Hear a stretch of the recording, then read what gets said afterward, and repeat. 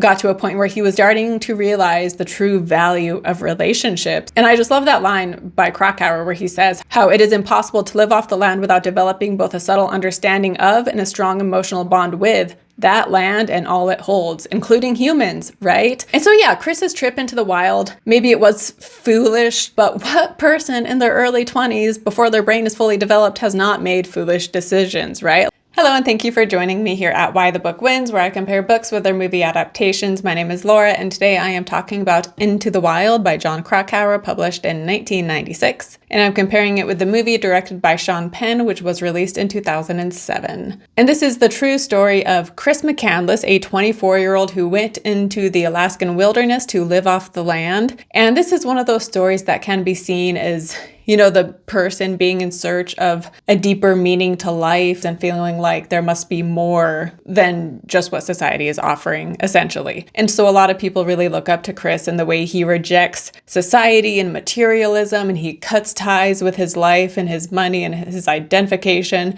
in order to live a cleaner, simpler, more honest life, more connected to nature. And the reason I'm covering this is because it won a book versus movie poll that I posted. And that poll, it got fewer votes than past polls I've done. So the theme was nonfiction. So maybe nonfiction just isn't the most popular genre with my subscribers because it's not something I often cover. So I guess that explains why. But regardless, I hope you enjoy this video. And if you have not yet subscribed, you definitely should, and hit that notification bell because I post book versus movie polls once a month. I try to do it once a month, and I will be having one go up in a few days, and my next poll will have a Halloween spooky theme. So that one I'm sure will be popular with a lot of people, so make sure you are subscribed. That way you can see when that poll goes live and you can make sure and vote. I also in the past have done subscriber months where every book versus movie video is one that a subscriber has suggested. So I did one like that last September, and then this year, April and May, I did a lot of subscriber picks. So again, subscribe to my channel and you can take part in the book versus movie videos I make. And I plan what I say in these videos ahead of time. I'm not just talking off the cuff. But before I say what I'm going to say about Into the Wild, I do just want to let people know that there are times in this video where I know I sound kind of harsh towards Chris and some of the things he says and does.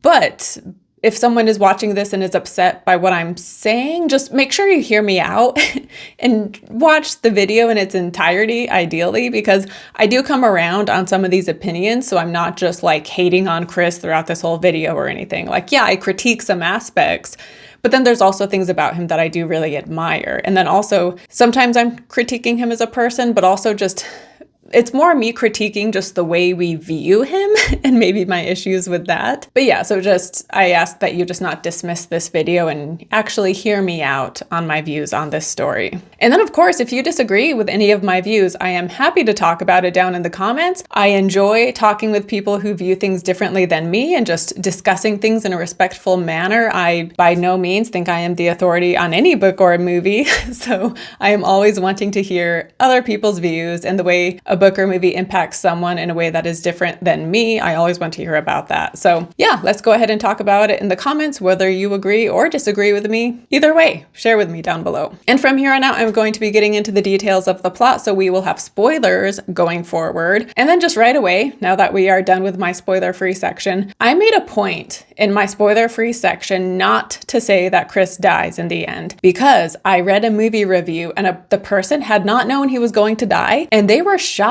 that that's how the movie ended. And I had not even considered someone going into this movie not already knowing the end, because I just took for granted that everybody knows the story of Into the Wild of Chris McCandless. But yeah, obviously that's not true. Obviously there's plenty of people who don't know he died. And yeah, going into it not realizing that would be such a different movie watching experience. And so I would love to hear what your movie experience was, whether you knew the story or not. Definitely let me know down in the comments. But yeah, for that reason, I mean, the cover of the book says that he dies in the end. So I feel like most people do know that. But regardless, I didn't want to talk about it in the spoiler-free section in the off chance someone ends up watching the video and maybe they don't know he dies. But to get into the actual details of the story, the book and movie, the timeline jumps around, but I'm just going to tell things chronologically. And as I get into this, I'm going to be comparing the book and the movie, but honestly, the book and movie are very similar as far as Chris's life goes. Sean Penn did stay very close to the truth. So this video, it's a book versus movie, but it's also a lot of me just sharing my thoughts on the story as a whole. But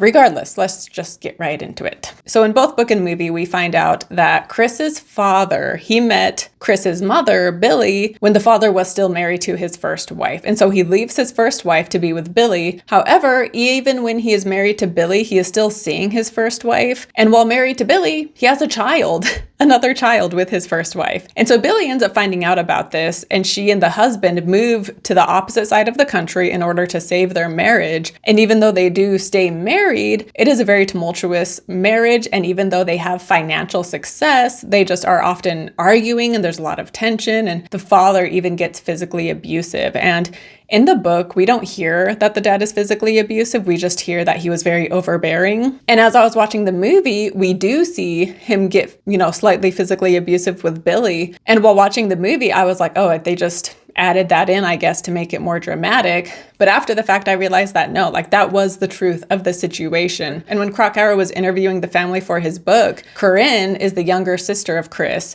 She told Krakauer about her father and mother and about, the abuse going on. But she told it to him off the record because she did not want it in the book. She wasn't ready for the world to know all of her family's drama, But then by the time the movie was made, I guess the family was okay with this being shown. And I did read that Sean Penn, he wanted to make this movie right away, but he waited 10 years in order to make sure he had the support of the family, which, that should just be a given, but I did think that was good of him to wait till they were on board. But yeah, throughout Chris's childhood, he didn't have the best relationship with his father. His father was very smart and successful, but he also had a very different idea on life than what Chris had. And I think also the father, he wasn't raised in a rich family. He got successful on his own and he made his own money, whereas Chris, he was raised by a man who was successful. So Chris was raised in a wealthy home. And so I think that's interesting too, which I'm not totally going to get into it here, but I think so much of Chris, he is how he is because he was born in this rich home where he was provided for, whereas the father, he didn't come from a wealthy family, and so he therefore maybe is more materialistic because he didn't get to have those things when he was young, whereas Chris, he grows up in a materialistic household, and that is why he hates it so much. Anyway, I'm kind of getting off track. So yeah, he and his dad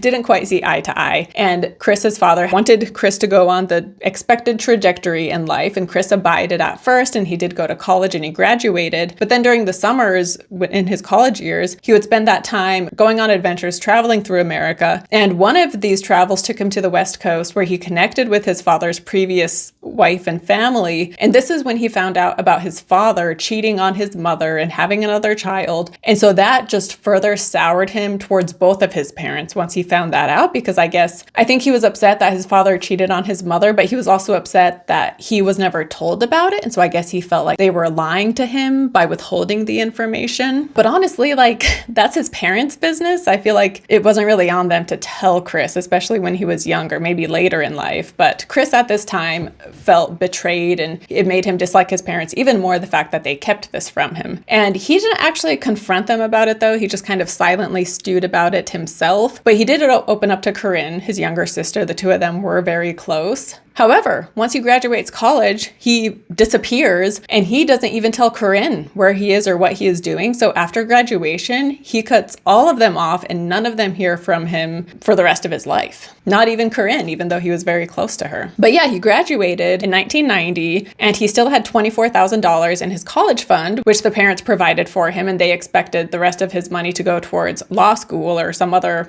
further education. But he donates the $24,000 to Oxfam, which is a charity that helps people who are starving and impoverished. And then he gets in his beat up car and hits the road and cuts ties with everybody he knows. And so yeah, he goes on different adventures. He ends up in Arizona, and while in Arizona, there is a flash flood that messes up his car. The flash flood, it did something to his car, but what really messed it up was that he drained the battery trying to start it. And so ultimately he has to abandon his car in Arizona. And then he also spends time in South Dakota working for a guy named Wayne Westberg. And in both book and movie, he works for Wayne the first time around. However, his time is cut short because Wayne is arrested. He is caught by the FBI for building and selling black boxes, which was a way for people to get satellite transmission, cable TV or something without having to pay for it. So he got involved in that, which caused the FBI to catch him and arrest him. And so then from there, Chris leaves and continues on his way now that Wayne is arrested. And in the movie, that is the end of his time with Wayne. However, in the book, he does return to Wayne like the following year, and he works for him a second time. Kitty is wanting some attention, so she's going to be joining us for at least part of this video. But also during his travels, he is picked up by a pair of rubber tramps. And so rubber tramps are people who are homeless by choice, but who have a car. And one of them is named Jan. It was her and her boyfriend, or her and her husband. And they both really connect and bond with Chris, and he spends time with them before moving on his way. And then they too, he reconnects with later. So they end up living in this like hippie commune. And so later on, he meets them up at this commune and spends time with them yet again. And the movie does show him spending time with them at 2 different points. And we also see him in Las Vegas, and he works at a fast food chain for a brief while. And then we also see him canoe down to Mexico. And in the movie, we see him canoe down to Mexico, but we don't see too much about his stay there. Whereas in the book, he stayed in Mexico and kind of lived off the land down there for quite a while. I forget how long, but he just lives off the land in like this giant bag of rice before then going back to the US. And then another place he stays in the US is like east of San Diego. He's staying in this another kind of hippie nudist colony commune.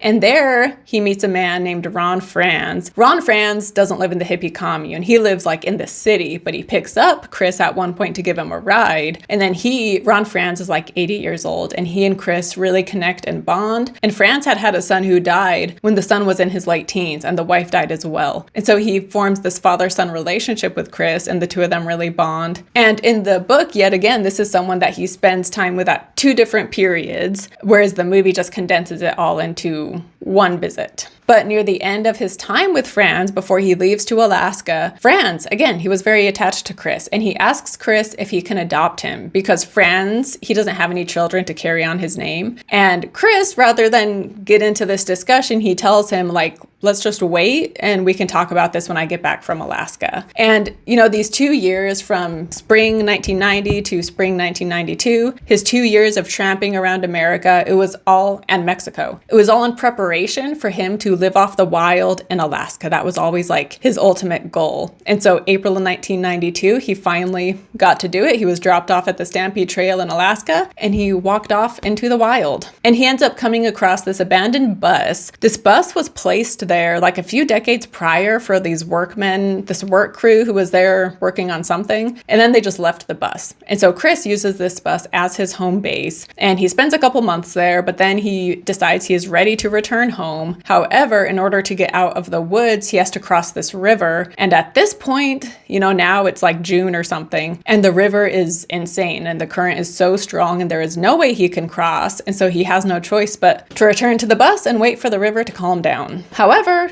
he ends up eating something poisonous, which then causes him to die of starvation, and the poison just eating away his body. And so ultimately, he does not make it out of the wild. And he brought books with him to read, and he would write in the margins and on the blank pages, and he kept a minimal diary. And so this is how we know what he experienced while in Alaska. And also during those 2 years of just tramping, adventuring across America. He has a diary from that time as well, but he also would write letters to those he would visit along the way. So between the letters and interviewing the people he met and then his diary, that is how we can piece together everything that happened. And so that is the basic story. And now to get into just some of the deeper themes and my opinions on this. So there is a part in the movie when he is talking to Wayne about why he wants to go out and live in Alaska. And he says, I want to get out of this sick society. You know what I don't understand? I don't understand why every person is so bad to each other so often. It doesn't make sense to me. Judgment, control, all of that, the whole spectrum. And I find this kind of ironic because he's talking about how he doesn't understand how people can treat each other so poorly and talking about people being judgmental. And yet he himself is treating his own family poorly, and he is being very judgmental of his parents. And it's also interesting because in the book,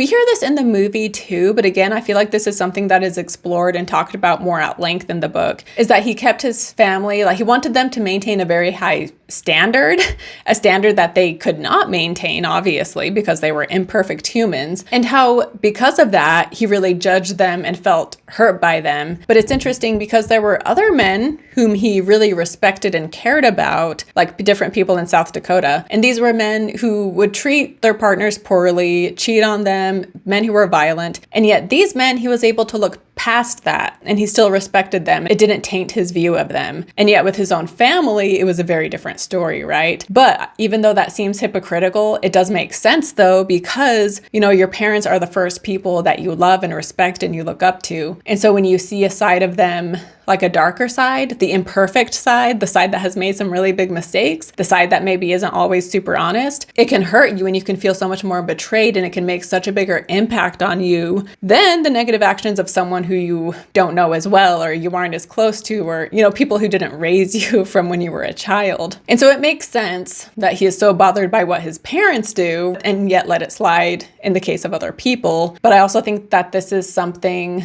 that just shows how young and immature he was, because I feel like having that kind of attitude with your parents and everything, like having a chip on your shoulder, is kind of typical when you're younger, but I think most people grow out of it and learn to be more understanding and less judgmental, and they learn and grow themselves and they realize how difficult life can be. But yeah, Chris, he died young, and so I feel like he never got the chance to fully come around. Although we'll get into it later, but it seems like he does maybe come around to some extent. But again, we'll get into that later in the video. But yeah, to go along with that, in the book particularly, the movie kind of shows this, but I think the book really shows how Chris avoided having relationships. Like he would meet people and everyone he met took a liking to him, and everyone he met just really liked him and wanted him around, and he liked being around them, and he could be very gregarious. And yet at the same time, if any relationship kind of went too far to the point where he would have to withhold some kind of relationship obligation or more responsibility, he would take a step back. For example,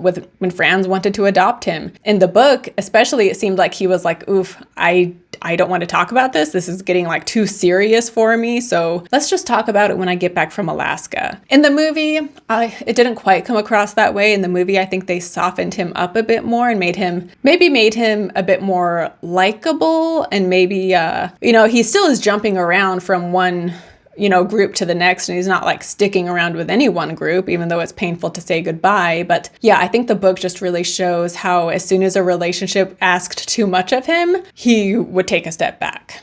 But I did like in the movie, with these interactions he has with all of these, funky different people he meets along the way, I did like seeing how these people impact him, but also seeing how he impacts them in his presence. It causes them to start thinking about things that maybe they hadn't been thinking about. And so, yeah, I just really liked seeing the impact he has on everybody he comes across. And yeah, there's a part in both book and movie when he is telling Ron Franz, that he needs to change his life and that, he is living basically like a boring life and he needs to get out there and do more. He still has time to just do something. And in the movie, this came across as a more touching scene. And he's like hiking up this mountain and he gets Ron to join him. He's telling him like, come on, like just do it. You got to live life. And so Ron is like, oh, like, okay, I'll show you. And so Ron starts hiking up this mountain too. And then from there, Ron tells Chris, like, learning to forgive is how you learn to love. And when you love, God's light shines on you. And just all around, this was just a great scene and really sweet and really touching. Whereas in the book, we don't quite get this scene. And instead, when Chris is talking to Franz about how he needs to change his life, it is in a letter. And granted, he probably said this to Franz in person as well. But what we get in the book specifically is the letter he wrote to Ron Franz after he left to go to Alaska. And this letter just rubbed me the wrong way for so many reasons. He just comes across so arrogant, I guess, and very preachy. And it's a lengthy letter, but I do want to read just a part of it. Nothing is more damaging to the adventurous spirit within a man than a secure future. The basic core of a man's living spirit is his passion for adventure. The joy of life comes from our encounters with new experiences, and hence there is no greater joy than to have an endlessly changing horizon, for each day to have a new and different sun. If you want to get more out of life, Ron, you must lose your inclination for monotonous security and adopt a helter-skelter style of life that will at first appear to you to be crazy. But once you become accustomed to such a life, you will see its full meaning and its incredible beauty. Don't settle down and sit in in one place. Move around, be nomadic, make each day a new horizon. You are still going to live a long time, Ron, and it would be a shame if you did not take the opportunity to revolutionize your life and move into an entirely new realm of existence. You are wrong if you think joy emanates only or principally from human relationships. God has placed it all around us. It is in everything and anything we might experience. We just have to have the courage to turn against our habitual lifestyle and engage in unconventional living. My point is that you do not need me or anyone else to bring you this new kind of light in your life. And so that bothers me because he's acting as if everybody should be living this life he lives. Everybody should live a nomadic lifestyle, which is very helter-skelter. Like, no, just because that's how you find life to be the most fulfilling and you get the most out of it, that doesn't mean everybody should live that way. Like, when it comes to living life to the fullest, there is not a one size fits all, right? Like, depending on who you are, it's going to be very different, right? Like in the way you should be living your life. And so just because this works for Chris doesn't mean he should now be pushing it on everybody he meets, you know? And so that's what kind of annoyed me. And while I agree it's good to not be dependent on people in order to find beauty and joy and fulfillment in life, at the same time, I don't think there's anything wrong with valuing your relationships and having relationships be part of the things that make life worth living and something that does bring you joy. But maybe one of the reasons in this letter he is saying how you don't need relationships to be happy, maybe he's saying that to Ron, not because he is trying to say that relationships don't matter, but maybe, you know, Ron didn't have many relationships at this point in his life, which is why he got so attached to Chris. And so maybe Chris is telling him this in an uplifting way, being like, I know you're lonely and don't have many relationships, but you can still be happy and find joy in life, because happiness does not come from the relationships. It comes from, you know, living this nomadic lifestyle or whatever. And so on one hand, he comes across preachy, pushing his lifestyle on others. And yet at the same time, I guess if I'm trying to see it in a more positive light, maybe he, again, was wording it that way because Franz was lonely. So rather than pushing Franz to get out there and meet new people, instead he's like, you don't need people. Forget people. Just go live life as an adventure and you'll be happy that way. And yeah, all of these things I'm critiquing with Chris. To be fair, as he matured and grew older, he may have changed his viewpoint on these things. And as we will get into later, it seems like when he is in the bus in Alaska, it seems like he did have a change of heart in regards to some of these things. And so that is something that I will be touching on a bit later in this video. But yeah, we don't see it in the movie, but in real life, Ron Franz, when he gets this letter, he takes it to heart, and he does leave his apartment or his house, and he goes and he lives like outside that hippie commune where Chris had been, and he just lives out there. And then one day he's just waiting to hear from Chris, and then one day he picks up a couple hitchhikers and he is telling them about Chris. And at this point, Chris has died, and he has been written about by John Krakauer in the Outside magazine. And so he's telling these hitchhikers about him when they are like, oh, I think he died, like he was in this magazine. And so that is how Ron Franz finds out that Chris had passed away. And after he finds this out, he then renounces his religion, and he had been sober, but he starts drinking again. And he just gets to a point where he doesn't care about living, and he ends up dying. And so it's just so heartbreaking that this is how the story ends for Ron Franz, because on one hand, it's sweet that he was able to have this short but meaningful relationship with Chris. But at the end of the day, it just led him to sadness. And so that is just so tragic and heartbreaking. And I know that's kind of a downer way to view it because, yeah, you know, he got to have this relationship with Chris and it meant so much to him. But then at the end of the day, that relationship with Chris, yeah, just led to sadness. But then as I was reading this book, especially in the first half, I was kind of not understanding why people revere Chris so much, because he grew up in a secure home where they were very well off and his parents loved him. Granted, their love was imperfect, but they still loved him and they wanted to support him and they wanted to provide for him. And yet when they tried to provide for him, he would turn them away and be so upset. For example, after he graduates college, they want to buy him a car. And in both book and movie, they want to buy him a car. And in both book and movie, he is so bothered by this and he takes it as a personal insult. And the way he reacts, you would think that they were offering to chop off his leg because he just gets so upset. And then there's the fact that he is entitled and that he is a white man traveling across America alone, right? If he was a person of color or a female tramping across America alone, his experience would have been so different. Also, like, I get rich white boys have stories that matter and are worth being told, but the problem is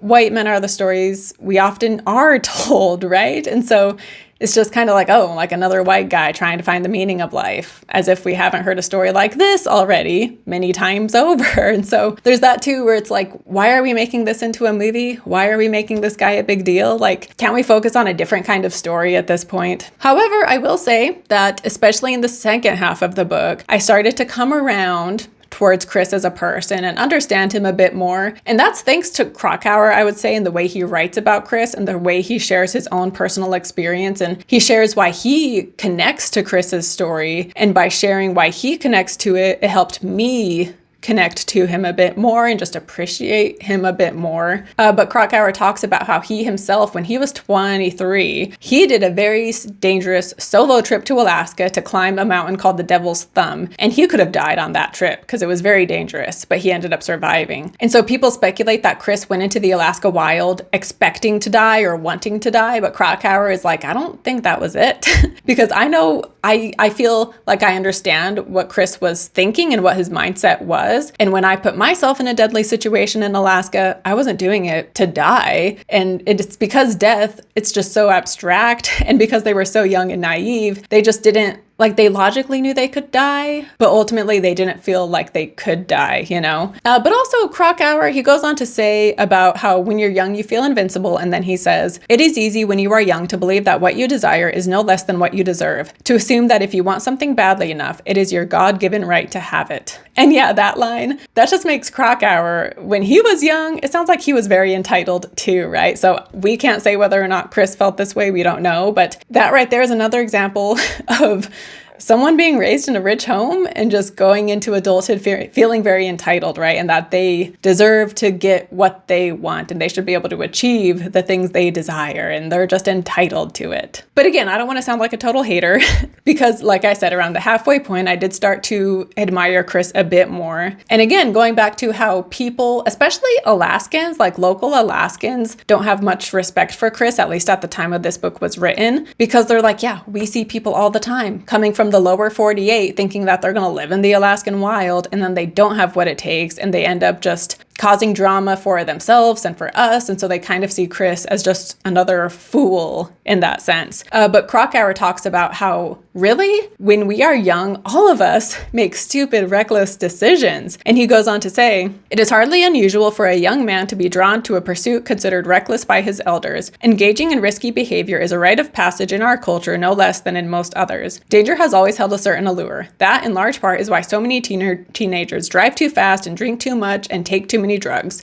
why it has always been so easy for nations to recruit young men to go to war. It can be argued that youthful daring do is in fact evolutionary adaptive, a behavior coded in our genes. McCandless, in his fashion, merely took risk-taking to its logical extreme. He had a need to test himself in many ways, as he was fond of saying, that mattered. He possessed grand, some would say grandiose, spiritual ambitions. According to the moral absolutism that characterized McCandless's beliefs, a challenge in which a successful outcome is assured isn't a challenge at all. And so yeah, Chris's trip into the wild, maybe it was foolish, but what person in their early 20s before their brain is fully developed has not made foolish decisions, right? Like I know in my early adulthood, I made a lot of questionable choices that I now look back on and I'm like, wow, I'm so lucky because that could have gone so much worse, you know? And so we have all made choices when we were young that either did or could have ruined our life in one way or another, choices that could have killed us. And so people who think that they're better than Chris or that Chris was so stupid,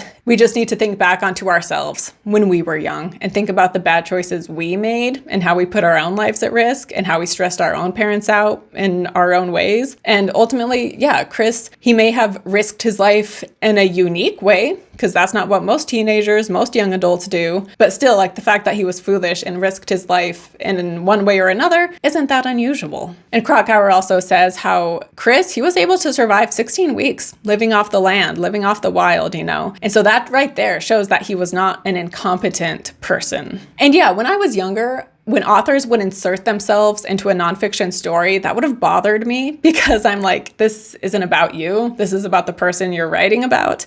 However, in recent years, I have come around to actually really like that because I find it really interesting to hear what about a person's life the author was drawn to and what made them so connected to this stranger that they were willing to dedicate so much of their life to researching and writing about this person, you know? And so I thought Krakauer, the way he told his own story intermixed with McCandless's story, I thought he did it really well and I really appreciated his insight. And again, he talks about his trip to Alaska, which was very dangerous, but unlike Chris, he survived, and we go on to read. Less than a month after sitting on the summit of the Thumb, the peak he went to Alaska to climb, I was back in Boulder nailing up siding on the Spruce Street townhouses, the same condos I'd been framing when I left for Alaska. When I decided to go to Alaska that April, like Chris McCandless, I was a raw youth who mistook passion for insight and acted according to an obscure gap-ridden logic. I thought climbing the Devil's Thumb would fix all that was wrong in my life. In the end, of course, it changed almost nothing, but I came to appreciate that mountains make poor receptacles for dreams, and I lived to tell my tale. The fact that I survived my Alaska adventure and McCandless did not survive his was largely a matter of chance. Had I not returned from the ice cap, people would have been quick to say of me that they now say of him, that I had a death wish. 18 years after the event, I now recognize that I suffered from hubris, perhaps, and an appalling innocence, certainly, but I wasn't suicidal. At that stage of youth, death remained as abstract a concept as non-Euclidean geometry or marriage. I didn't yet appreciate its terrible finality or the havoc it could wreak on those who'd entrusted the deceased with their hearts. And so while Krakauer was able to grow and mature and see the folly of his thinking, unfortunately, we don't get that with Chris, right? He died at 24, so we don't know what he would have thought of his younger adult life had he been able to get older. And while I have been calling him entitled and egotistical, he was also idealistic, and something about that aspect of him being young enough to think that he could solve his problems by living in the wilds of Alaska is enduring in that appallingly innocent kind of way that Krakauer says. And so there is something endearing about that. And so it is just so tragic, though, that in the end, he never made it out. And we hear in the book that his mom goes to visit the bus. Both of his parents do. And while they're in the bus, she says how, ultimately he died. And you can't undo that, And so just in regards to people admiring him, it's like, yeah, maybe he did something admirable, but at the end of the day, he died in the process. And that's something you can never come back from. But shortly before Chris died, he wrote in one of the books he was reading, "Happiness is only real when shared." And this coming from Chris, someone who, especially, like I've said, especially in the book, he kept people at arm's length. He cut off his family entirely, and other relationships he avoided things progressing too far. And I'm not talking about romantic relationships. He had no romantic relationships. These are, like friendship, familial relationships. Yeah, he avoided having those obligations. But with this quote he writes, Krakauer, he has this beautiful passage where he talks about Chris's potential change of heart due to him writing this line. And in the book we read, McCandless went into the wilderness not primarily to ponder nature or the world at large, but rather to explore the inner country of his own soul. He soon discovered, however, that an extended stay in the wilderness inevitably directs one's attention outward as much as inward. It is impossible to live off the land without developing both a subtle understanding of and a strong emotional bond with that land and all it holds. And so, yeah, even though in that letter to Franz, he talks about not valuing relationships, it seems that he kind of came around in the end on that. And he kind of saw the error of his ways, I guess, in keeping people at a distance and just realizing the beauty of relationships and realizing that happiness, that's such a powerful line too. Happiness is only real when shared. Initially, I was thinking he said happiness is best when shared, but saying happiness is real when shared. That's such a powerful statement, again, especially coming from him. And so